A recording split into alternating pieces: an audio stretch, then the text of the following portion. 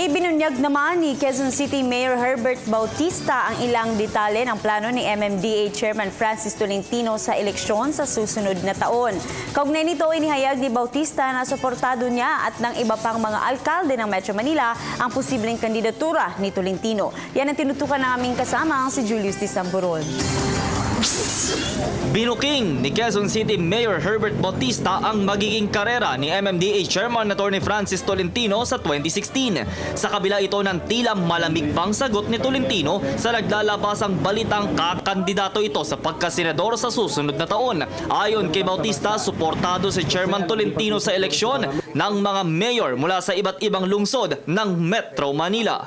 Nag-meeting kami sa Japan ng mga mayors dahil naimbita kami on disaster risk reduction and management. Pinatawag kami ni Presidente sa isang former President era. Pag sinabi niya, ito, napangako natin kay Chairman Tolentino na sa Metro Manila, sa 12 natatakbo senador, tulungan natin si Chairman Tolentino dahil mabait yan, masipag yan at maasahan natin.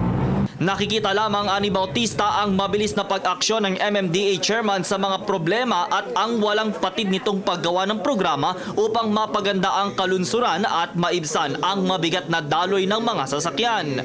Lahat kami mga mayors na doon pumayag kami. Siyempre naman, Chairman Tolentino yan. Sinabi ko kanina, consensus builder, action man. Nang tanungin naman ng media si Tolentino, ito lamang ang kanyang tinuran. Si Mayor Herbert lang ang nagsasalita na ngayon. Pero pinag-iisipan niyo na, sir. Meron pang isang buwan mahigit di ba? Malayo pa. Tapusin muna natin yung mga footbridges. Matatandaang si Tolentino ay na-appoint na officer in charge sa Tagaytay mula taong 1986 hanggang 1987 sa ilalim ng administrasyon ng yumaong Pangulo ng Pilipinas, Corazon Aquino. Taong 1995 naman ni O4 nang mahalal siyang alkalde ng Tagaytay City.